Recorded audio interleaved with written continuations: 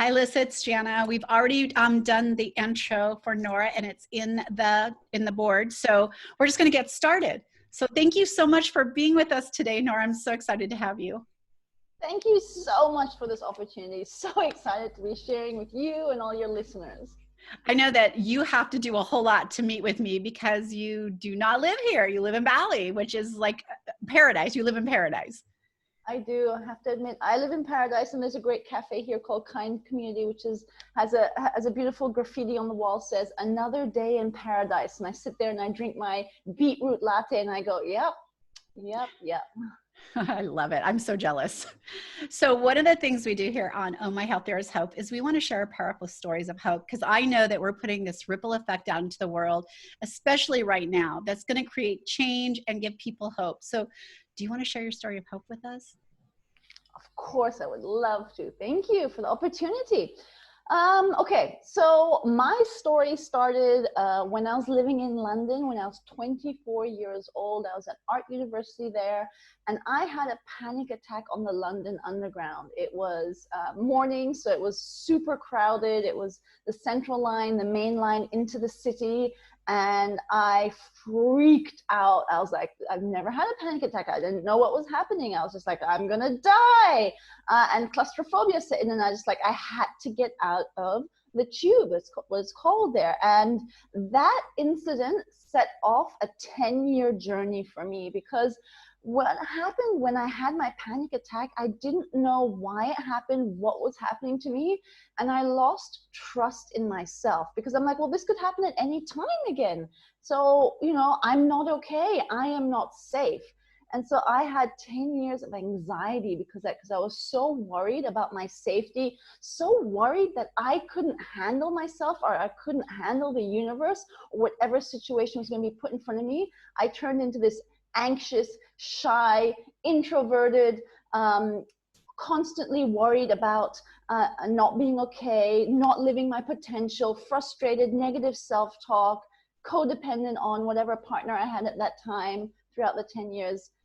Oh, even just talking about it makes me just feel like, wow. And I feel it because I know anxiety is a huge, I don't even want to call it dis-ease, but it's like a huge theme in so many people's life. It's this worry about something's not going to be okay. I'm not going to be okay.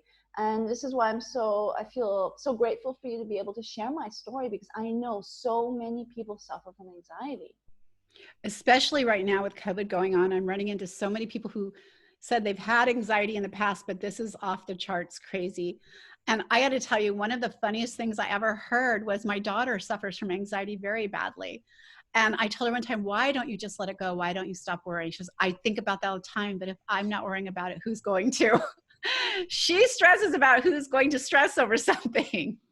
Yeah, I think with anxiety, so I had chronic anxiety. It was like always there, and like the levels of it would rage up and down depending on how safe I felt. So when I was at home, I didn't have anxiety, but as soon as I had to leave my house, I had huge anxiety. I remember in London, when I was still in London, maybe this was like 6 months after I had my initial panic attack, I wanted to leave my house, but I really felt like I couldn't leave my house, because I felt there was something going to attack me, and not a person. It was like something, an entity, something. I didn't feel safe, and it was like behind my head, it was going to come. And so I couldn't leave my house, because as soon as I would leave my house, I would get so scared that I wasn't safe and something was going to happen. Then I just ended up staying home until my mom was like, Nora, you need to go see someone.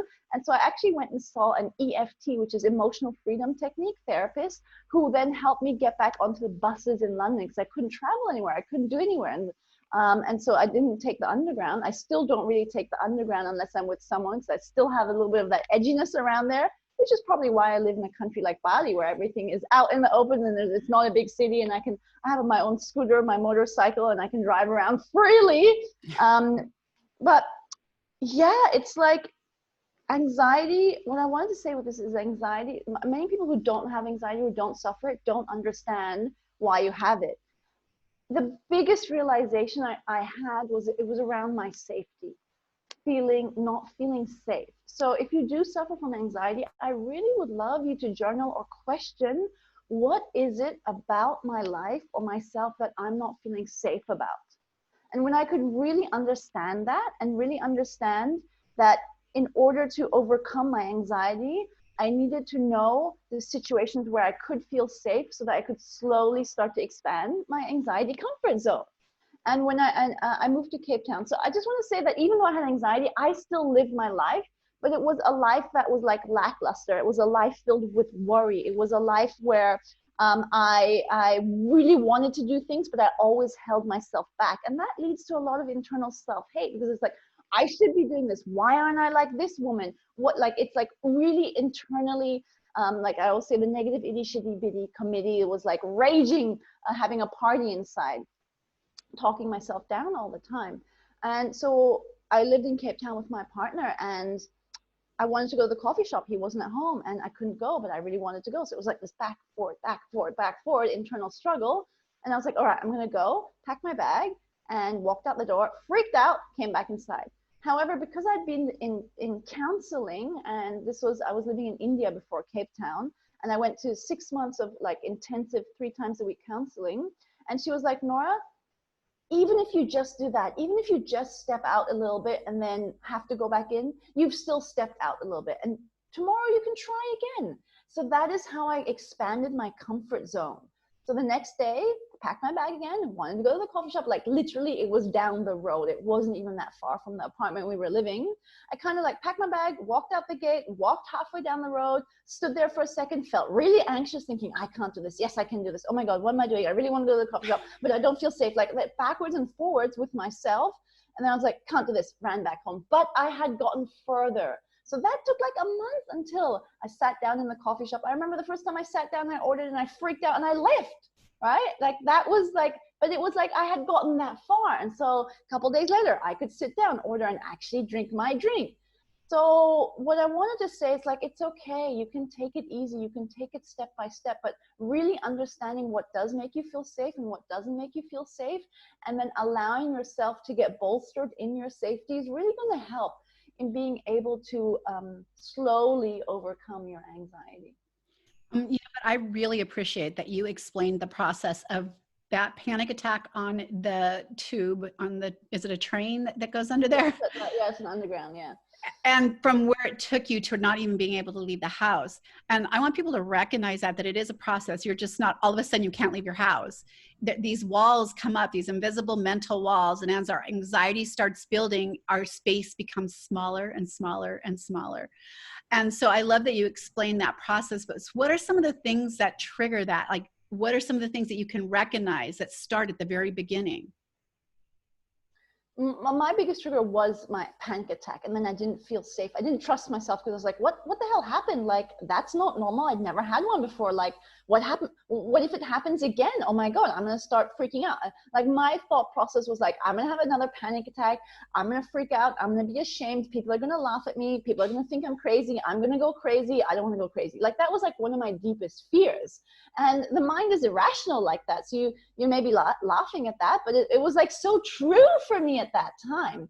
And so then what happened was like, okay, well, I don't want to go to the underground anymore, right? So that was the experience I had there. So I'm not going to go into that same experience. So then I minimized myself. So I got onto buses, and then all of a sudden one day I was like, oh, I don't feel safe on the bus. I can't escape. What happens? Da, da, da, da. And then I stopped going on buses, and then I got a bicycle, and I didn't feel, so it was like slowly until I could recognize that just because I had that experience once doesn't mean I have to have it again. So my 10-year journey, and I did a lot of different alternative therapies. I never went on to medication, and that doesn't mean you shouldn't go on medication. I chose not to go. I have a very holistic family, and they were like, Nora, let's try and do this without any medication. I was like, okay. So I went from like EFT therapy, which is emotional freedom technique tapping therapy. I went to Gurdjieff dance therapy, which is like, just you got to Google it. It's like this Middle Russian, Serbian guy who does this really awkward, strange type of dancing.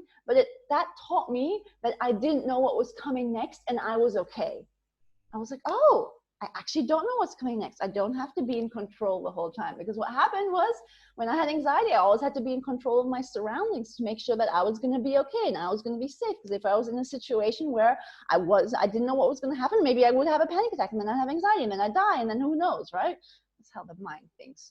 I went to psychotherapy counsel, normal counseling. I did all of these things. I did homeopathy, so many things. And in the end, what really helped me was NLP, actually. So NLP is neuro-linguistic programming, and it's understanding how your brain thinks. It's the thought process, and it's stopping it before it gets somewhere where you don't want it to go.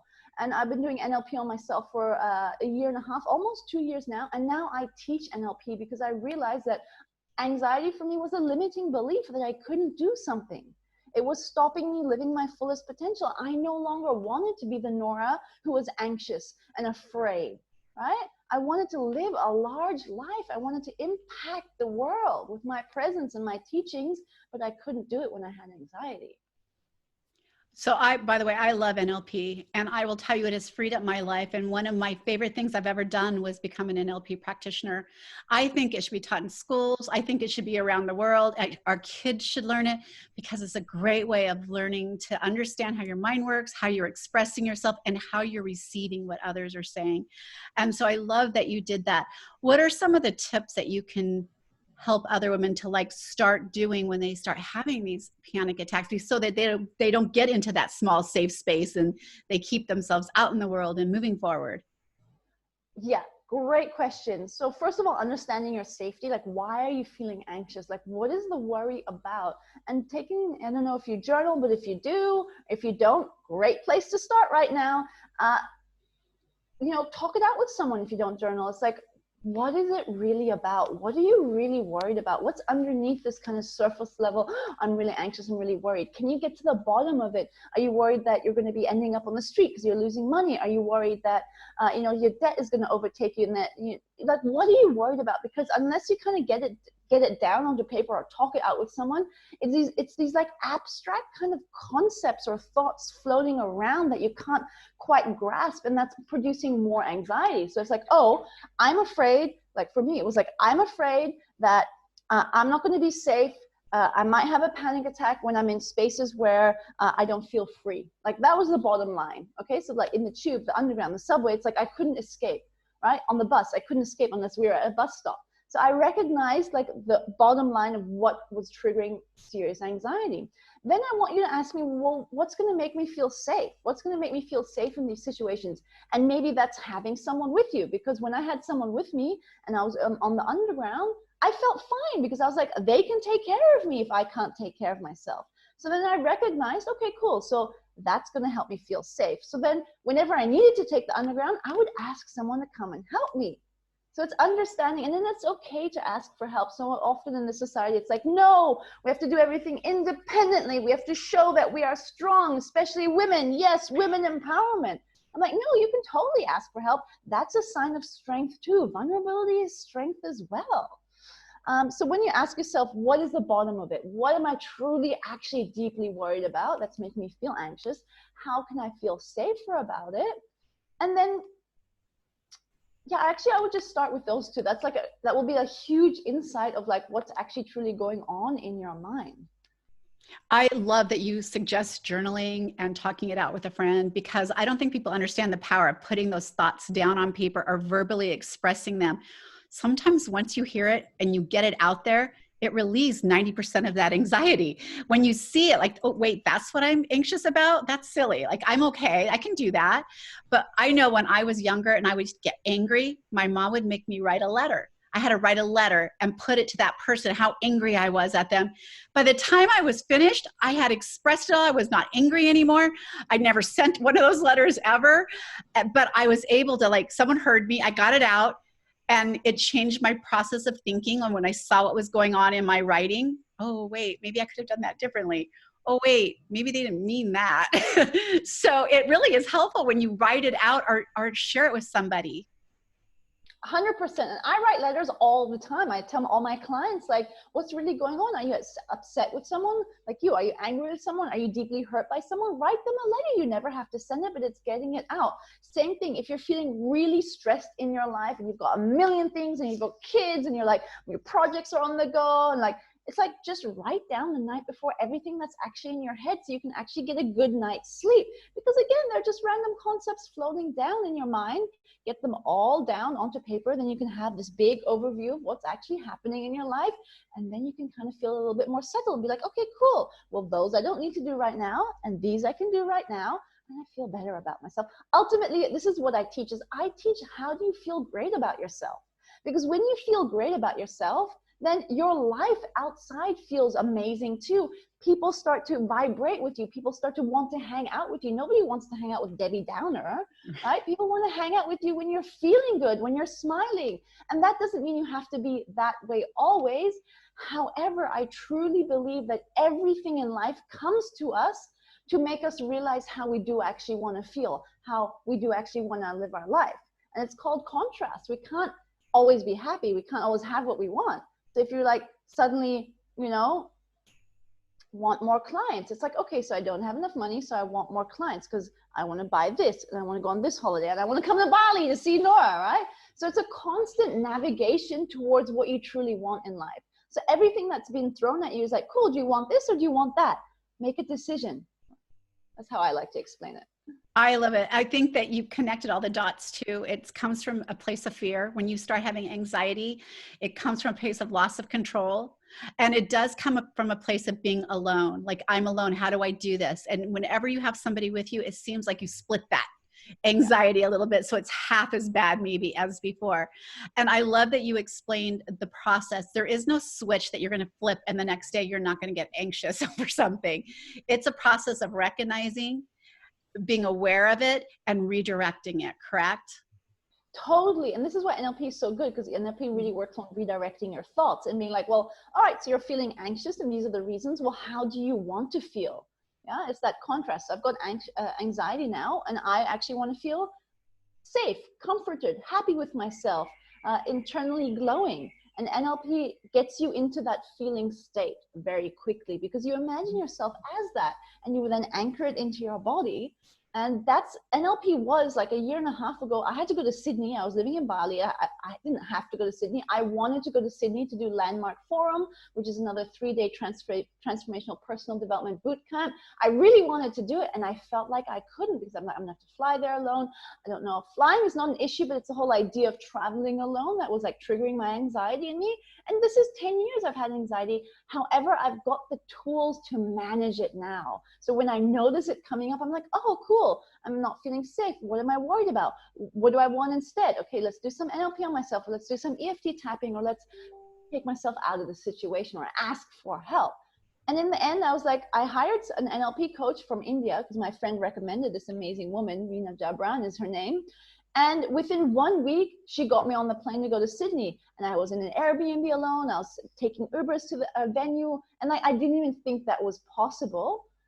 That's a lie. I would say I did think it was possible. However, I felt like I couldn't do it. So I needed that bridging gap of being like, yes, I could do it. And we did NLP, where I imagined myself going to the airport, feeling amazing, smiling at everyone, going like, hey, yeah, hi, talking to people on the plane, actually, arriving in Sydney, taking a taxi, taking an Uber, being in my Airbnb, meeting the people, going all alone to this like 200-person event.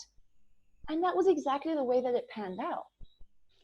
And NLP really does work like that. I went to Africa last year. I'm terrified of heights. I'm terrified of small places, like being claustrophobic.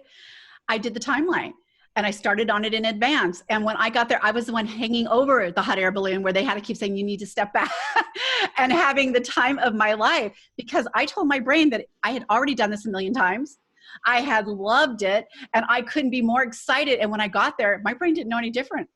It's like, you've got this. We've done this a million times. It's so fun. And I was the first one jumping on. I was so excited. And my husband to this day can't believe that it was me on there. That's hilarious. I love that. Yeah. Yeah. So highly, I'm a big fan of NLP, just like you are. Well, I know that you have something very special coming out. I want to take a little bit of time to talk about it. You have your first book coming out? I have my first book coming out, and it's called Confident, Sexy, and Wildly Free. And it's a personal development book, and it's filled with journaling questions. It's filled with what I call play work, because nobody loves to do homework. So it's play work. It's an opportunity for you to dive deeper into yourself and discover more of your passions, discover what's holding you back. And I titled it Confident, Sexy, and Wildly Free because I work with women, and women come to me and they're like, yeah, you know what? I just want to feel so confident in myself and love myself. And I just want to feel like, you know, I teach feminine magnetism. That's what I've called it. And it's like, I just want to feel really sexy and sensual and just like attracting everything I desire. And ultimately, truly what we desire is freedom. But it's not just like, oh, financial freedom. What we desire is freedom from ourselves, freedom from the constraints of our minds.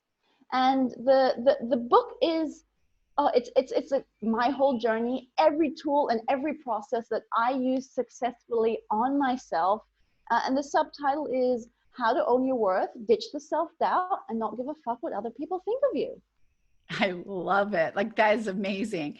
I'm so excited for this book to come out. I'm hoping that it's out by the time the podcast comes, but if not, we will totally be adding the link to that book because I think it's going to be phenomenal. Oh, I can't wait. And you know what the best thing is?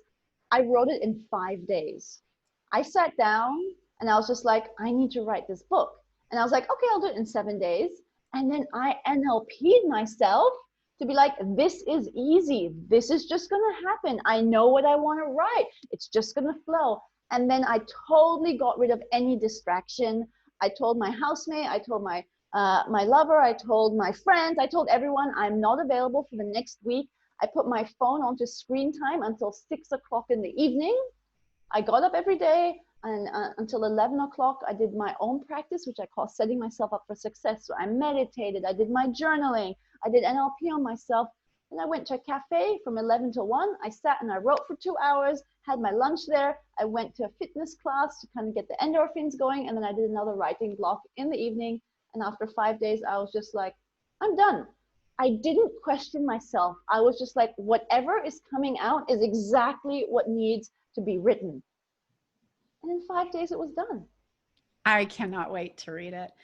Nora, thank you so much for being on the show. How can people find you? Because you're incredible and I want people to connect very easily with you. Thanks so much, Jana. So Instagram is my jam. I'm on there in my stories and you can see my life in Bali and how I created all of this. So my username is my full name at Nora Wendel. You'll probably find it in the show notes. And if you want a little bit more juiciness and a little bit more into the kind of work that I do, come onto my website and I've got lots of different opt-ins and freebies. Ones like how to authentically express yourself. I've got like Essential Sunday playlist. And come onto my newsletter because every Monday I write what's called a Monday motivation where I give out journaling questions. And these are the same journaling questions that I do every single week in order to constantly up-level myself internally in my thought process. How can I be more radiant? How can I stand up to my values more? How can I help and share and impact the world more? That's every Monday. And every Thursday, I write a Truth Talk Thursday newsletter where I actually share what is going on in my life and how am I handling it? What am I doing? What are my processes? So Instagram, website, Nora Wendel. I would totally grab onto that website link because I'm telling you guys what journaling does is creates a beautiful blueprint for your mind, creates that blueprint to success, that blueprint to love, to happiness, because you're planning that out in your journaling. Your mind's seeing it, it's recognizing it, it's moving towards it. So I love journaling and I would totally connect with this amazing woman. Thank you so much for being on our show. We're putting you on right at our special anniversary. So I'm really excited that we're doing this show now. So excited. Thank you for listening to me. Hope I inspired you in some way. And I just want to tell you that you, the listener, is that you are so much more amazing than you think you are. Give yourself a little bit more credit. Think about everything that you've achieved in life. Stop talking yourself down. Agreed, 100%. You deserve to be loved, especially by you. Yes. Thank you so much. Thank you.